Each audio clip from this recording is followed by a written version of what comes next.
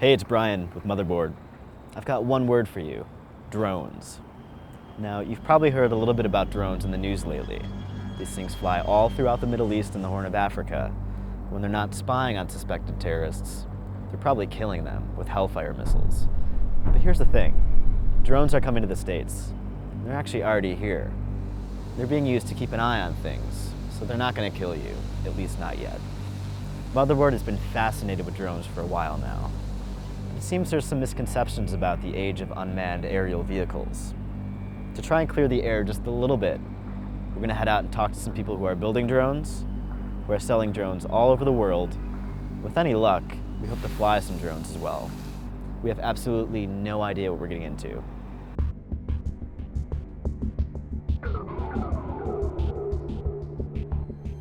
New York City, captured by a Swiss drone hobbyist. As you're probably thinking, yes, this is illegal as all hell. And I'll be the first to say that doing this sort of thing over the site of the worst terrorist attacks on American soil, probably not the best idea. The drone view that you've seen probably looks a bit more like this. Or more accurately, this. The grainy, pixelated bird's eye views that unmanned aerial vehicles, or UAVs, offer have become wildly popular on the internet. Maybe you've heard of the grim footage under its Gnome Day YouTube. Drone porn. How did we arrive at the robo-wars? And where are they taking us? To get an idea, we left our Brooklyn offices for Washington, D.C. to meet up with P.W. Singer, one of the world's foremost experts on military robotics. We are wrestling with what it means to live, work, and even fight through a robotics revolution. The technology that we're using with things like the Predator or the PackBot, those are Model T Ford, those are Wright Brothers equivalents. But even with that first generation, we're seeing impact on questions like, how do we catch up our laws in war, but also how do we start to catch up our laws domestically as we start to see that technology move over the domestic side.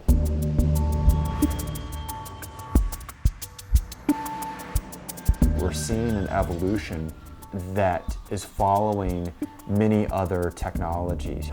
The story of the airplane is, I think, a good illustration of where we're at and the impact of war on an industry that becomes a game changer. The flying machine was once thought as mere science fiction. Then the Wright brothers make it real. Within a couple years, it's utilized in war. In World War I at the start, they're not armed, they're just used for observation. Then they jury-rig arm them. Then they start to specially design them to be armed. And then by the end of World War I, you see all these other roles being visualized for planes that soon move over to the commercial sector. Passenger, postal delivery, medical evacuation, you name it. Same exact thing is happening with robotics. First science fiction, then becomes real. The Predator was originally unarmed, just used for observation. Then they jury-rig arm it. Then they specially design them to be armed. Now we're seeing all sorts of other roles. One of the latest developments in militarized drones is autonomy. Being able to tell your drone where to go, and then basically setting the thing on cruise control until it gets there, is a game changer. At the same time, drone technology is doing what most any other killer app does as it proliferates. It's becoming smaller. We actually noticed this evolution last year when Vice was in Amman, Jordan, home to SOFEX, the world's largest military weapons expo. When you were a kid, you used to have those little model airplanes, and there'd be like, somebody's dad would be a real nerd and have the model airplane. Now, it's all model airplane style drones that can take pictures or drop bombs. We want to check out some of these micro drones and size up their market. So we decided to go back.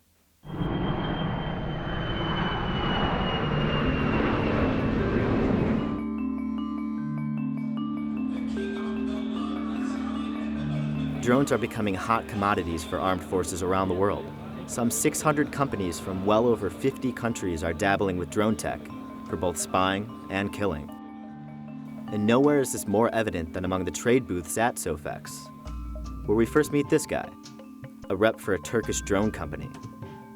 My name is Fatih Şenkol. I am working for Atlantis Unmanned Vehicle Solutions, developing unmanned vehicles like AeroSeeker. Some photographers want to use it for surveillance purposes, military issues, and maybe some go track and seek missions. Some of the military, even the Turkish armies, what's the payload? They ask. We said 500 grams. So let's put a very little camera and just put a 500 grams of bomb, and they will do a suicide attack. That's one of the issues they offered. We haven't thought of this, but it's something that the military is thinking. If that sounds crazy, well, then there's this. I am a fan of Terminator, and I love these movies, and I really would like to see some of them in the future, like 2030 maybe. So I am trying to do my best to see them. Yes. Unlike Farti, I'm in no rush to hasten the rise of the machines. The next guy we meet at SOFEX maybe isn't either. But then he says something almost as crazy. To me, drone means you've got something that's operational on its own. It's kind of doing its own thing, like a HAL out of a 2001 Space Odyssey.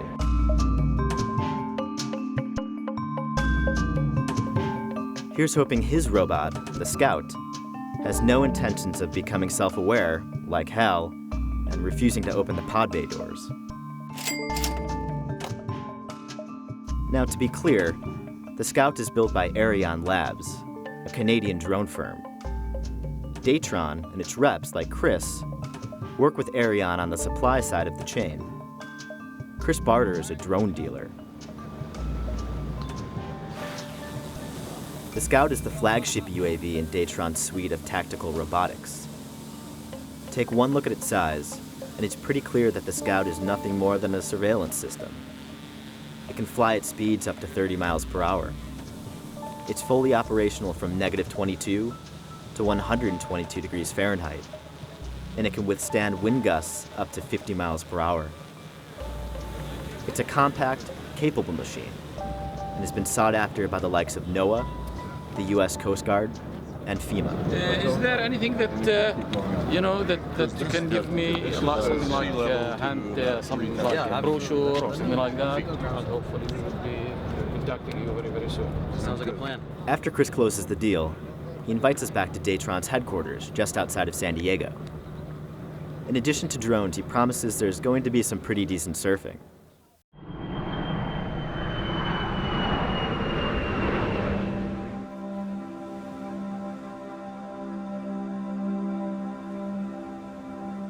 I'm a pretty Buddhist guy. There's not much that makes me tick out there, outside of bad driving and bad surfing. Would you ever use a Scout to shoot some pretty gnarly big wave surfing footage? Oh, absolutely, man. That's actually one of my dreams, is to take it out to Pipeline or Waimea. So even though Chris exudes the calculating precision of a drone capitalist, he's a surfer dude at heart, and maybe even a drone hobbyist. And he isn't the only one who views drones as being a whole lot more than killers and spies. This is Justin Wellander. Notice those goggles he's putting on. Those allow for what's known as first-person viewing. So suddenly, what the drone's camera sees transmits back to Justin's goggles, in effect allowing him to fly.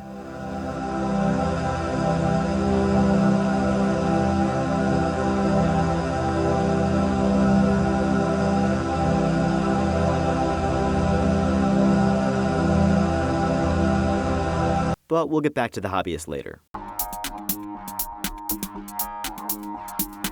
Southern California has long been a hub of aerospace R&D.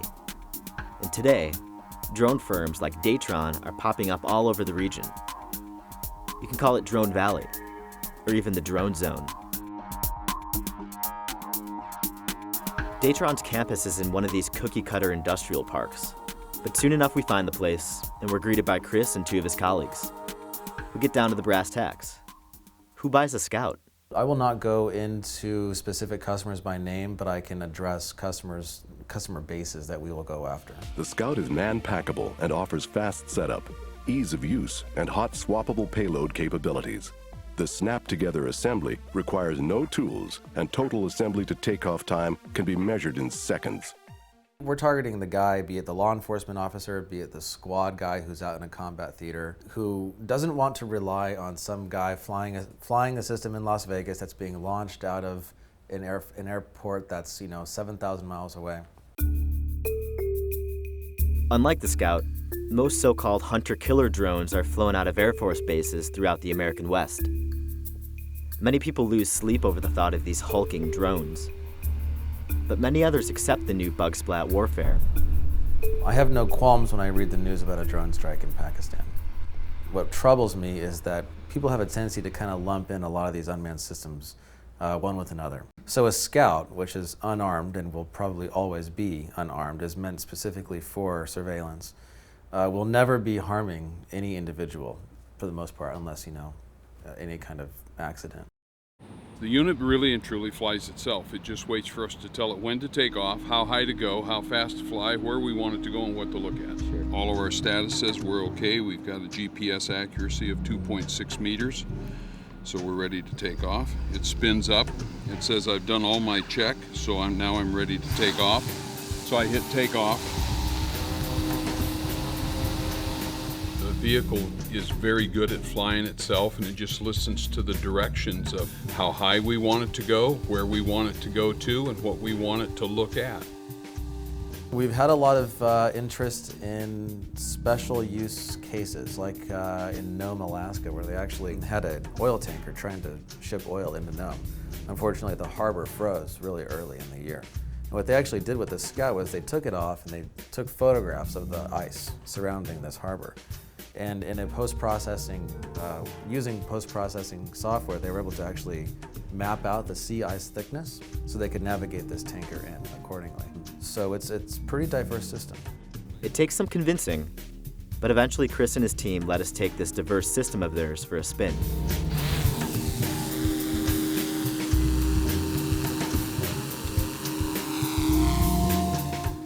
So I'm gazing up at this airborne robot, only to see it looking back down at me.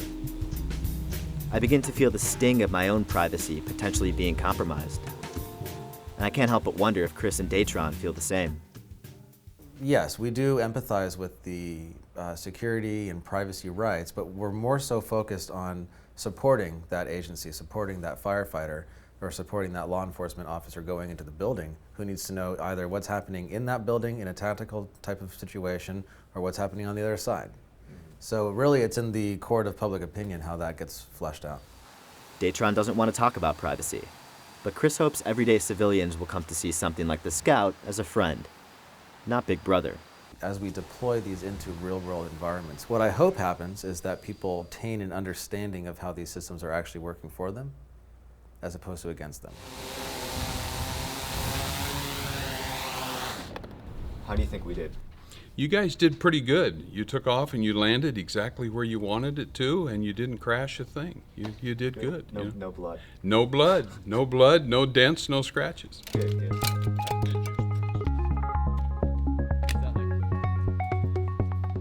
Now that we've gotten a glimpse of the defense and professional side of this equation, we decided to check out some of the folks at the leading edge of hobby drones. A few miles down the road from Datron is 3D Robotics, a company that represents a drastic culture shift in drone tech.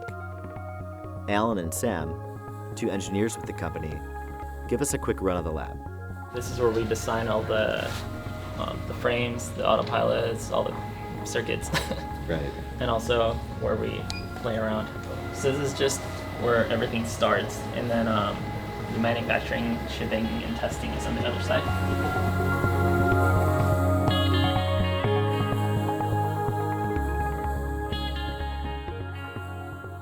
So right now, the word drone, I feel, has a negative connotation, especially with all the wars that have been going on and military drones being the most common use of the word. But really, a drone is a machine that you can pre-program, or that has a level of autonomy that could do a job that the user can't do or doesn't want to do. So what we're doing is turning regular RC aircraft or even helicopters, quadcopters into autonomous vehicles. With our Autopilot, you can just drop it into your existing vehicle, then turn it into a fully autonomous aircraft, something that wasn't available for the masses before.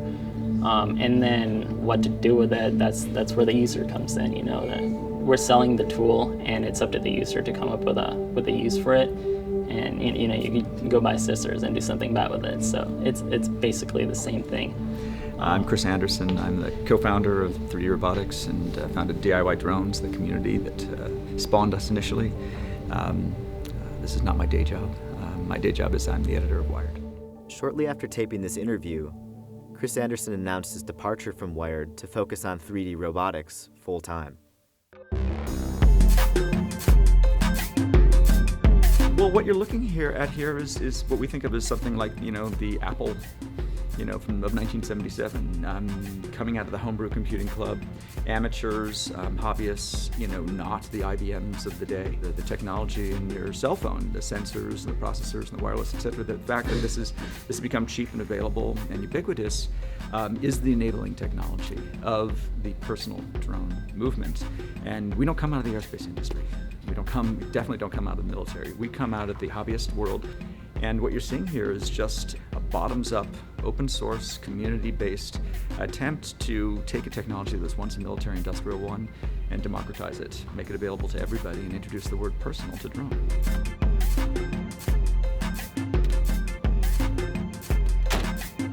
Minutes later, we're heading to a nearby field that serves as one of the main proving grounds for 3D's aircraft. Ellen and Sam bring along 2 drones, a small quadcopter and a more traditional RC glider. We're curious to see how these guys stack up against a pro model, like the Scout. These things are light. The planes are foam. They hit you on the head, they'll just sort of bounce off. They won't hurt you, but they don't have weapons. They are, can't carry anything very heavy. They're, designed basically like radio control, like toy airplanes, but they just have a brain.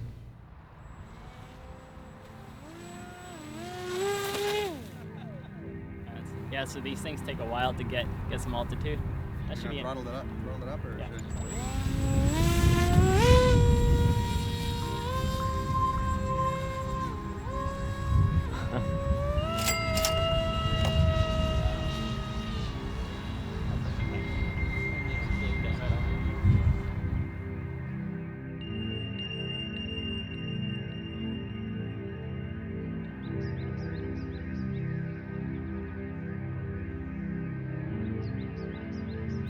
And just like that, our graceful flight is cut short.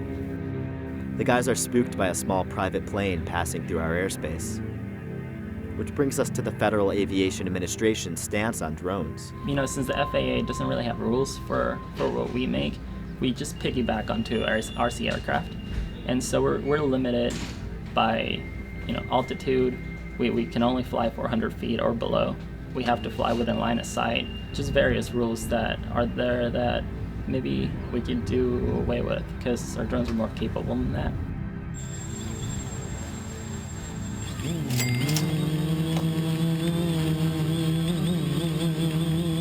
While 3D's quadcopter and the Scout might look similar, their differences far outweigh any similarities. 3D shoots seemingly better looking footage than the Scout that we flew, for one thing. Just compare the two. Then again, what the Scout might lack in visuals, it makes up in durability. And of course, the GPS and the slick user interface allow for reconnaissance and search and rescue capabilities that put it above and beyond 3D's systems, which are more or less pimped out RC aircraft. We fly 3D's drones the old-fashioned way, with RC controllers. But thanks to 3D's Autopilot, these are autonomous aircraft, meaning that just like the Scout, you can tell your DIY drone where to go, let it get there by itself, and then regain control once it's at point B.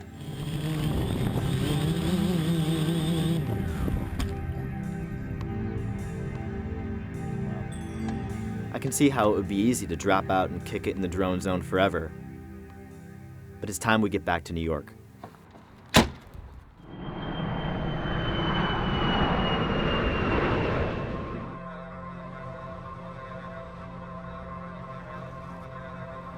So we've made it back to Brooklyn. Before this trip, a lot of my thinking about today's drone world came with a certain alarmism. And to a degree, I think it still does, and for good reason. When you're playing with toys like these, it can be hard to forget that drone technologies are evolving in large part to be really, really good at killing a lot of people. So if you wanted to come back to you, take this switch and pull it all the way down. So I think that rigging up big Predator and Reaper drones to incinerate innocent civilians and American citizens on foreign soil is too much the stuff of war crimes and extrajudicial killings. And I certainly don't sit well with the thought of a spying robot peering into my apartment window. But when it comes to some of the tactical and hobbyist drone deployments that I saw out in Jordan and San Diego, I kind of caught the bug. It's getting harder and harder to argue against the fact that for certain scenarios, drones just make sense. Think about Ariane giving a couple scouts to Libyan rebels last year to help aid their fight against Muammar Gaddafi's forces. We all know how that story ended.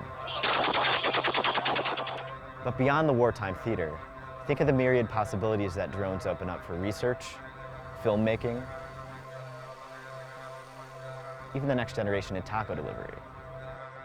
Or think about a guy like Justin, who's just really, really stoked on flying. My guess as to what the domestic dronescape is going to look like in the next 5 to 10 years is about as good as yours. But having spoken with people like Chris Barter and Sam and Alan out at 3D, I can say with relative assurity that drones are going to become more a part of our everyday lives than they already are. Should we be concerned about that? Absolutely. But so long as these drones are being put to legitimate uses, that's maybe not the worst thing, is it?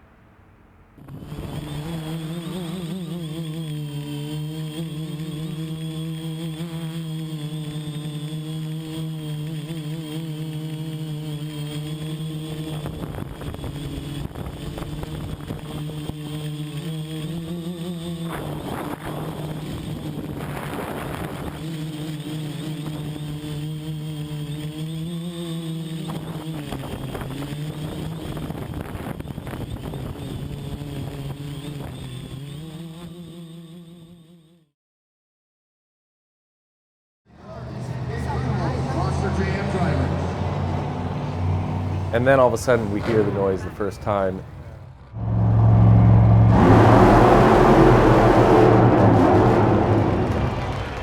It's just this extremely abrasive noise that's just like shakes you to the bone. Just ripping. This is like, okay, here it is. Dan, like you're fucking high as a kite.